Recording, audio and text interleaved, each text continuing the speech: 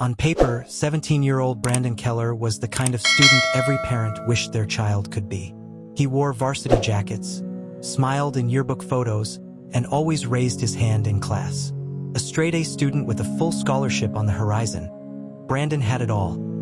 Looks, charm, athleticism, and a future so bright even his teachers bragged about him at PTA meetings. But in the quiet suburban town of Lakehurst, nobody knew that Brandon was hiding something terrifying. Every morning, he walked the polished halls of Ridgefield High like a golden boy, greeting teachers by name, helping freshmen find their lockers, and acing every test he touched. He captained the debate team and played forward for the basketball squad. Parents pointed him out during games and whispered, "That one's going places." Even his social media told the same story. On Instagram, he posed with his golden retriever, wore his prom tux with pride, and shared motivational quotes.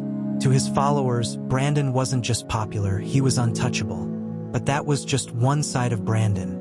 At home, in the privacy of his dimly lit bedroom, the mask began to slip.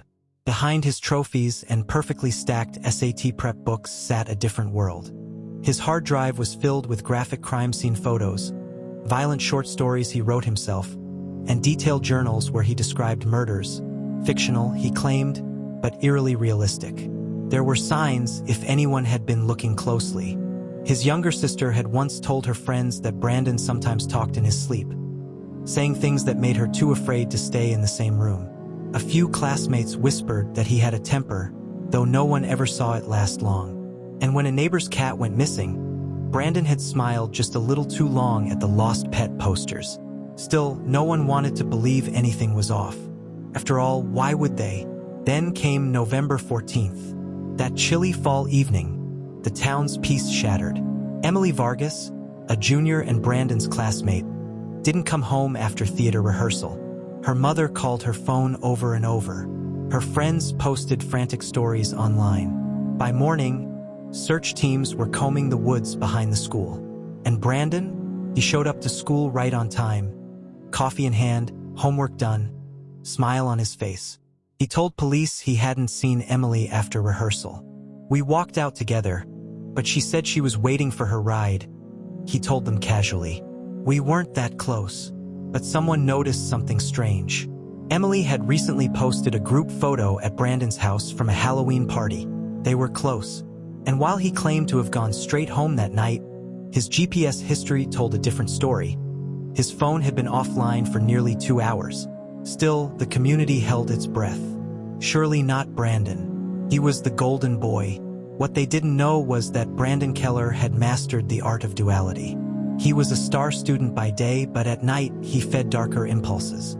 Alone, online, he entered forums under anonymous usernames, reading about murders, unsolved crimes, and how to erase digital trails. He wasn't just fascinated by killers, he was studying them. When Emily's body was found 3 days later, partially buried near a hiking trail, the town mourned. She had been strangled, her injuries precise. No DNA, no fingerprints, nothing left behind. The media dubbed it the Ridgefield tragedy. Reporters swarmed Lakehurst, interviewing anyone who had ever shared a class, hallway, or glance with Emily Vargas. Candlelight vigils were held in front of the high school. Her photo, smiling in a theater costume, was printed on every flyer, lit by flickering candle flames and the tears of her classmates. But in the middle of it all, Brandon Keller remained calm. Too calm. While others stumbled through interviews or broke down at assemblies, Brandon spoke to the press with poise. He described Emily as sweet and artistic, said he wished he had known her better. His performance was so compelling. Some parents praised him for being mature in the face of grief. But detectives were no longer buying the act. Lead investigator Sarah Dunley had been working homicide for over a decade. She'd seen clean-cut killers before. She didn't trust masks. And Brandon Keller's smile, she said later, was just a little too perfect. When the investigation into Emily's murder intensified, police began quietly digging into Brandon's life. First, nothing stood out. His school record was impeccable. No history of violence, no arrests, no disciplinary action. But then came a tip. A classmate came forward, anonymously, claiming Brandon had written a short story in creative writing class. A disturbing tale about a girl found dead in the woods.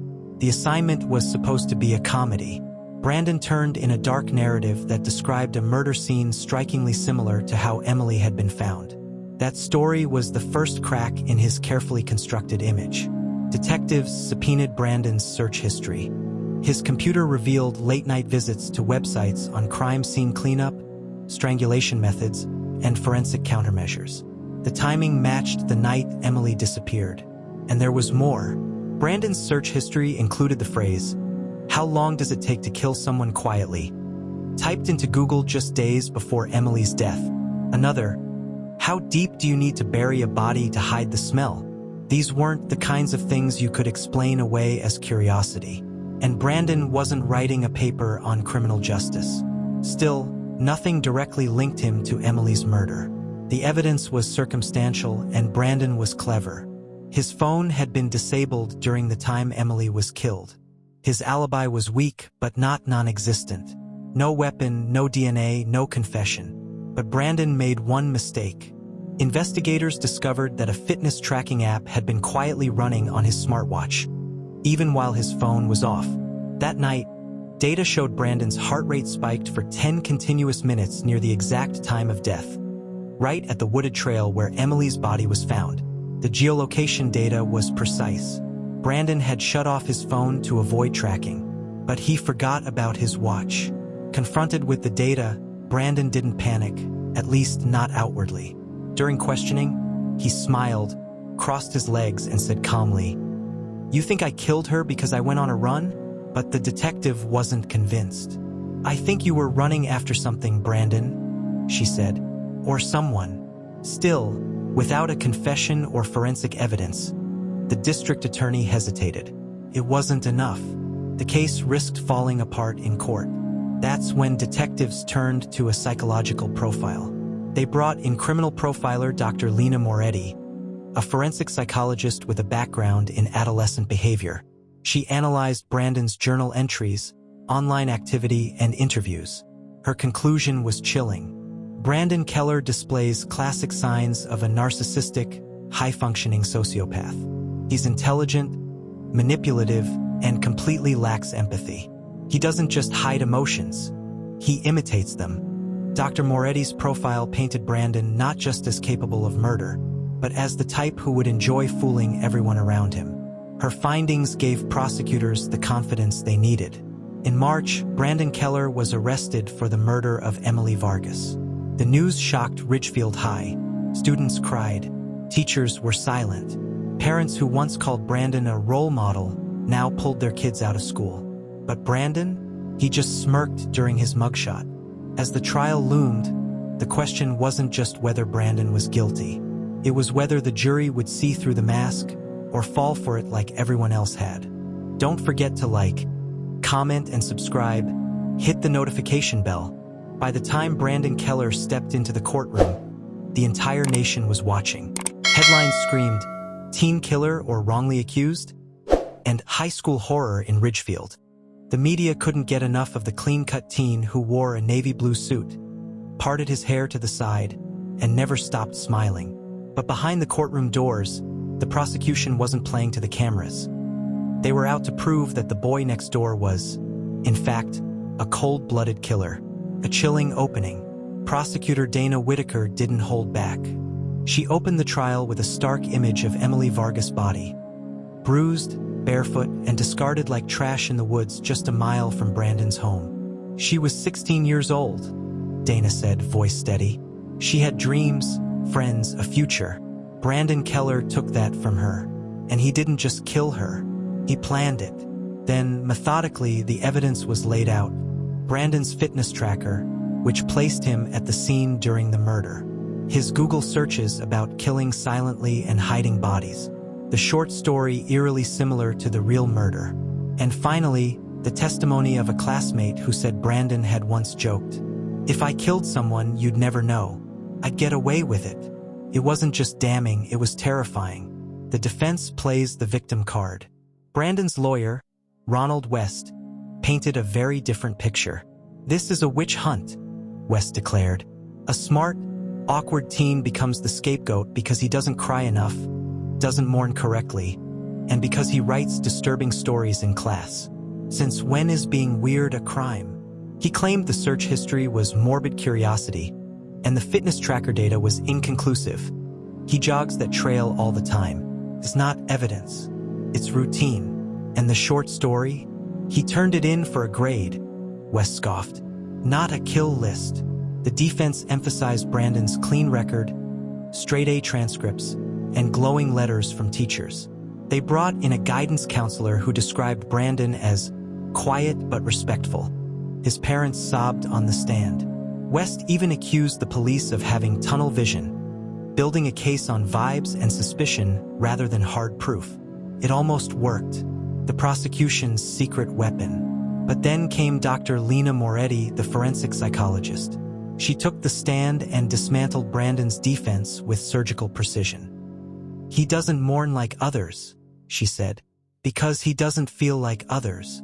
She detailed Brandon's personality traits: superficial charm, emotional detachment, manipulation.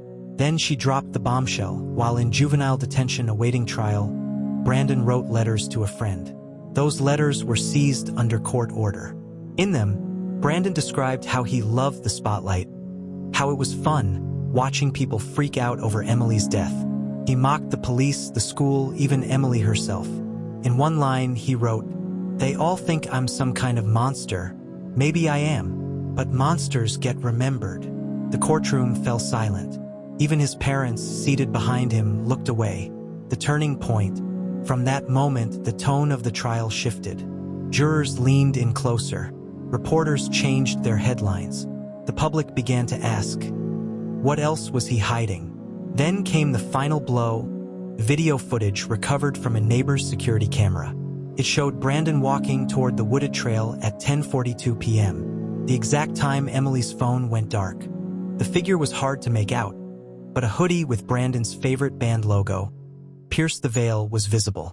Later, police found that same hoodie buried at the bottom of his closet. It had Emily's DNA on the sleeve. The closing argument. Prosecutor Whitaker's final words were unforgettable. Brandon Keller fooled his teachers, fooled his friends, fooled his parents. But today, he won't fool you. When the jury was dismissed, the courtroom buzzed with tension. People debated in the hallways, tweeted from the benches, and waited for the verdict like it was the finale of a true crime documentary. Was Brandon just a brilliant, misunderstood kid caught in the wrong place? Or was he exactly what the prosecution claimed? Someone who wore the perfect mask until one night he couldn't help but let it slip? When the jury filed back into the courtroom, not a sound could be heard. Reporters had their pens ready. Emily Vargas' family clutched one another in the front row, and Brandon Keller, just 17 years old, sat still, almost smug, as if none of it really mattered. It took them just 5 hours to reach a verdict. The judge asked the foreperson to stand. We, the jury, find the defendant, Brandon Keller, guilty of first-degree murder. Gasps echoed in the courtroom. Emily's mother broke into sobs. Brandon didn't flinch, but the real drama hadn't even begun. Sentencing the teen killer. Because of the brutality of the crime and the overwhelming evidence of premeditation, the prosecution requested that Brandon be tried and sentenced as an adult. This meant he could face life in prison without parole. The judge held a separate sentencing hearing to determine whether this teenage killer deserved a second chance or a lifetime behind bars. Over 3 tense days, character witnesses lined up again. Teachers pleaded for leniency, calling him intelligent, capable of rehabilitation. His mother begged the court, "He's still a child. Please don't throw him away." The defense argued that his brain was still developing, that young minds are impulsive, not evil. But then came the prosecution's final exhibit, a new journal, written while Brandon was awaiting trial. It was filled with violent sketches and fantasized revenge killings. One passage read, "If I ever get out, I do it better next time. No mistakes." The judge read the journal silently, closed it, and sighed. The judge's words. On the day of sentencing, the courtroom was at capacity. Judge Riley looked directly at Brandon as he spoke. You planned the murder of an innocent girl. You wrote about it, bragged about it, and while you showed the world one face, polite, composed, academic, you hid another, one filled with rage, violence, and darkness. You're not being punished for writing horror stories. You're being punished for living one out. Then he delivered the sentence. Brandon Keller, you are hereby sentenced to life in prison without the possibility of parole. Brandon blinked. His lips parted as if to say something, but he didn't. He was led away in cuffs, still wearing the schoolboy expression that had fooled so many. Aftermath. A community changed. The town of Ridgefield was never the same.